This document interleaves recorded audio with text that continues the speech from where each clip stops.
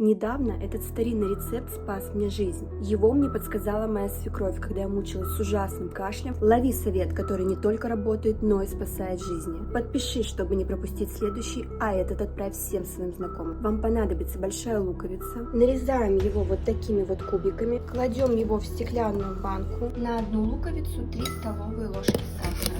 Хорошенько потрясите, и через пару часов лук даст сок. Принимать по столовой ложке каждые 2 часа. Детям по чайной.